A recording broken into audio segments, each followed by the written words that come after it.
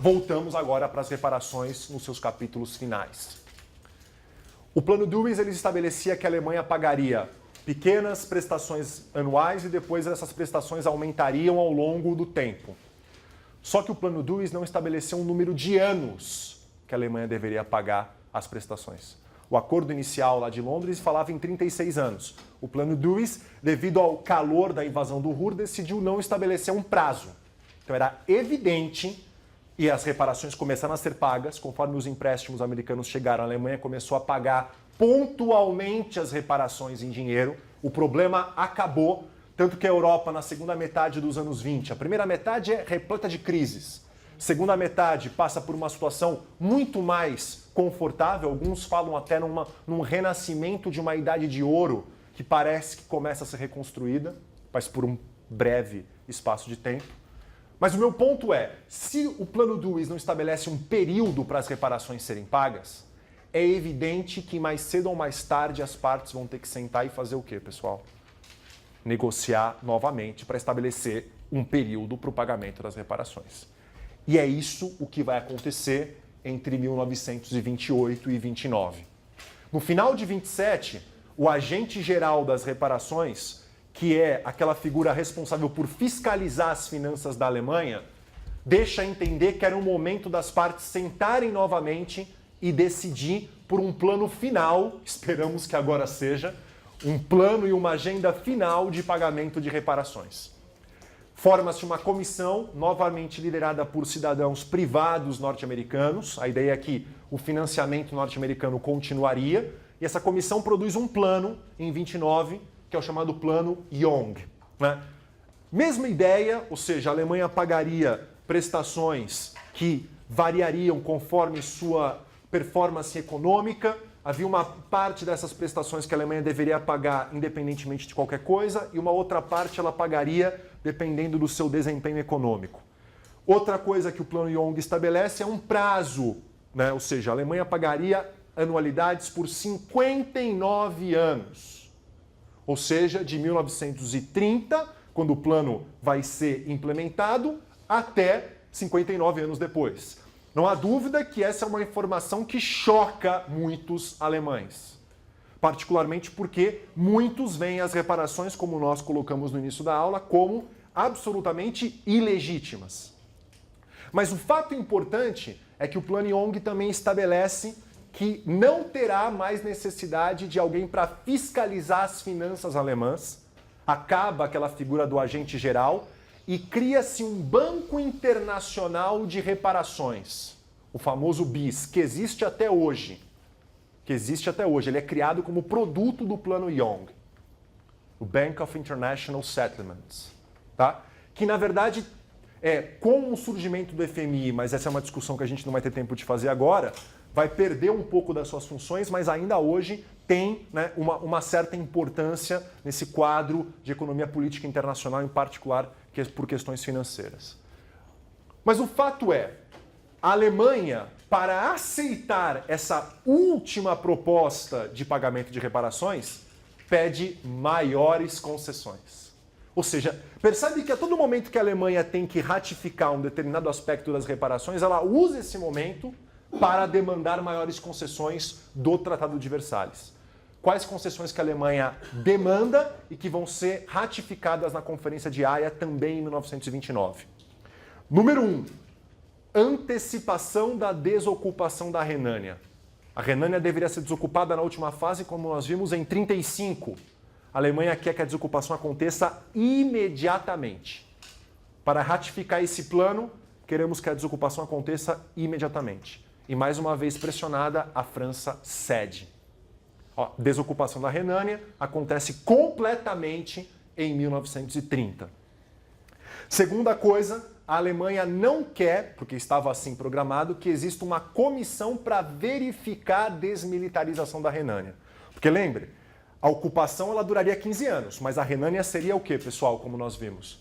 Permanentemente desmilitarizada. E havia uma comissão, deveria existir uma comissão para fiscalizar essa desmilitarização. A Alemanha pede que essa comissão não exista.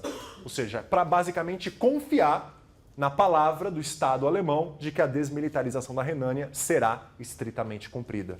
A França cede em ambos os aspectos, muito pressionada tanto pelos Estados Unidos por vias indiretas, mas muito pressionada também pela própria Grã-Bretanha, como vem acontecendo desde o início da nossa história. Aqui eu gostaria de fazer uma pausa para fazer um comentário que eu acho extremamente importante. A partir do momento que o Plano Young acontece, a França perde o último elo do que ela via ser um elo fundamental da sua segurança nacional, que é a ocupação da Renânia. Tanto é que o Estado-Maior francês batia muito na tecla de que a França deveria segurar a ocupação na Renânia até a linha Maginot ser completada, que é a linha defensiva de trincheiras defensivas que a França vai construir após Locarno, né?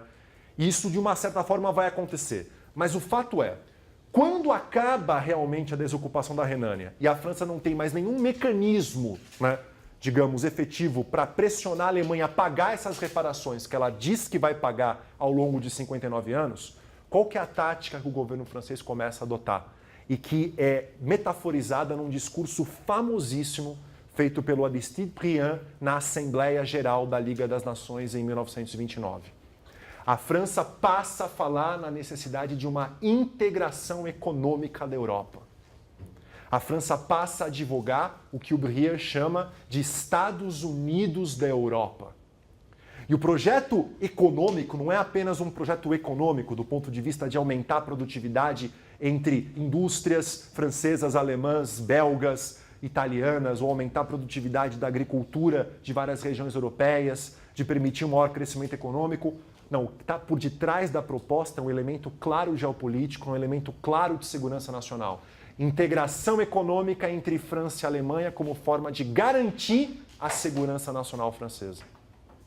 Ou seja, o pressuposto por detrás do chamado Plano Briand, que nunca se concretizou, é o de que uma Alemanha integrada economicamente à França teria menores razões, menores incentivos para, no futuro, no médio e longo prazo, tentar algum tipo de avanço militar contra a França.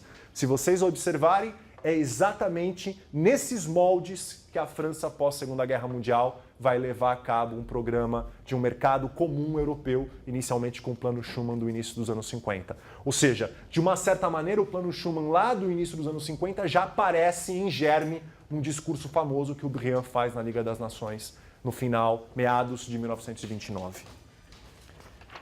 Mas aí vem a crise. Vem a crise, né? E todo aquele circuito que nós discutimos, Estados Unidos emprestando para a Alemanha pagando reparações, França, Grã-Bretanha e Itália pagando dívidas de guerra, esse circuito vai ser cortado. A situação chega a um ponto tão traumático que, em 1931, pela primeira vez, o governo norte-americano oficialmente propõe uma moratória de 1 ano para todos os países que deviam para o governo dos Estados Unidos. Moratória não valeria para os bancos privados. Então, Alemanha, França, Grã-Bretanha, dívidas com bancos privados deveriam continuar sendo pagas. Mas moratória pelo menos para o governo dos Estados Unidos, diante da gravidade da crise. Essa proposta norte-americana é a deixa que os alemães tanto queriam para afirmar. A moratória também precisa ser feita com relação ao quê, pessoal? As reparações de guerra. Não há a mínima condição de nós continuarmos a pagar anualidades das reparações de guerra. E, de fato, é isso que a Conferência de Lausanne acaba decidindo. Não de jure, não posso entrar em detalhes aqui, mas, de fato, o que Lausanne decide é que a Alemanha não pagaria reparações, pelo menos enquanto a situação econômica global estivesse em frangalhos. O que acontece depois, evidentemente, eu não preciso contar. Com a ascensão do Hitler ao poder no início de 1933, tornou-se evidentemente risível qualquer tentativa de convidar o chanceler, o novo chanceler alemão, para uma discussão sobre reparações de guerra. Ele que sobe ao poder com a bandeira da necessidade de destruir Versalhes mais rápido do que Versalhes vinha sendo destruída. Agora, um detalhe muito importante. não só depois de Lausanne as reparações nunca mais retornarão, como menos de um ano ao poder, na verdade, meses depois de subir ao poder, o Hitler declara moratória da dívida externa alemã. Vamos pensar um pouquinho nas implicações disso. A Alemanha vinha pagando reparações, mas por meio basicamente de quê, pessoal? De quê? De endividamento.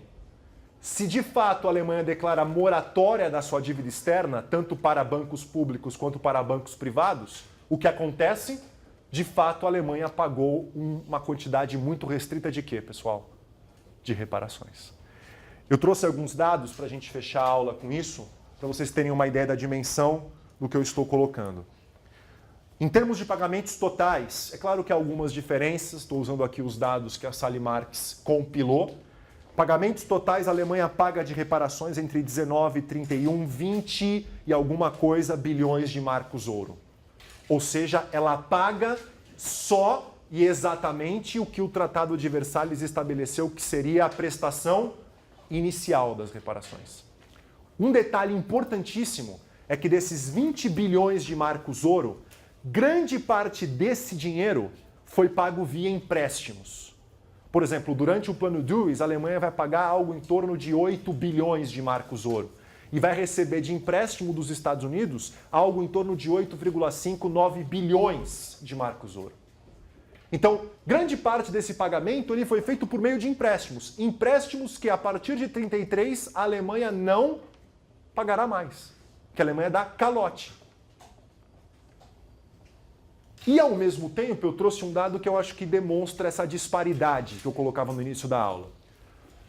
Existe muita discussão sobre quanto a França gastou para reconstruir o nordeste do seu país. Os dados variam muito. Eu peguei desde os dados mais pessimistas ou mais modestos até os considerados um pouco exagerados. Alguns autores falam que a França gastou 15 bilhões de dólares para realizar a sua reconstrução, outros falam em 20 e alguns chegam a falar até em 25 bilhões de dólares.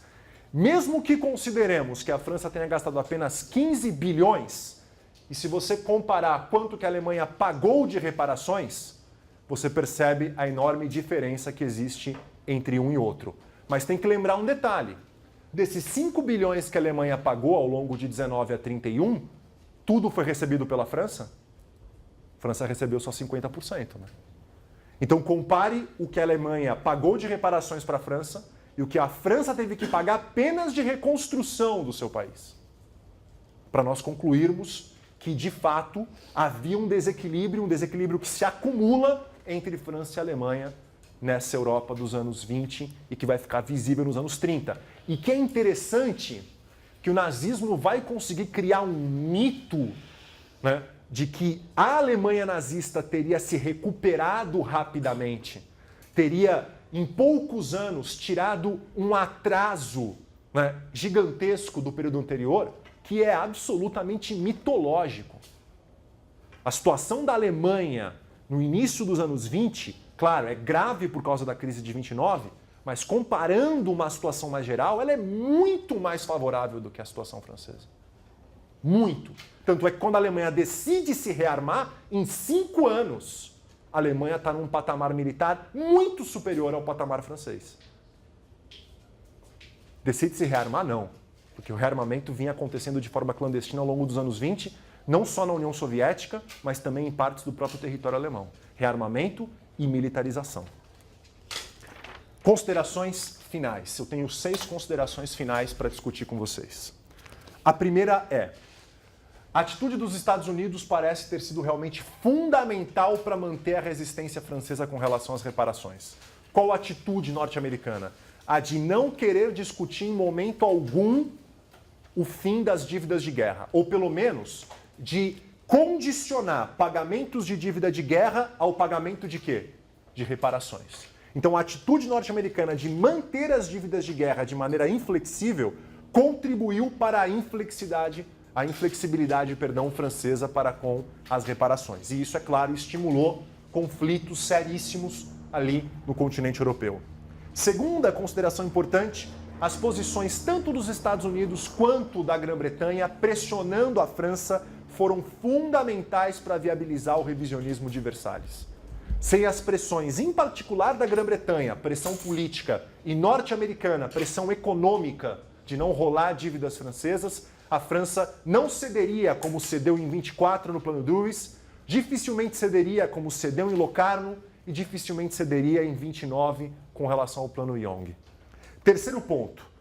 Apesar da Grã-Bretanha pressionar a França a ceder como uma forma de conciliar a Alemanha, apesar desse aspecto em geral poder parecer com a política de apaziguamento lá dos anos 30, a gente tem que tomar muito cuidado, porque a gente está falando aqui de uma Grã-Bretanha que está apaziguando uma democracia, que está atuando diante de um regime democrático e que visa, pelo menos essa era a justificativa oficial do governo britânico, manter a estabilidade da República de Weimar.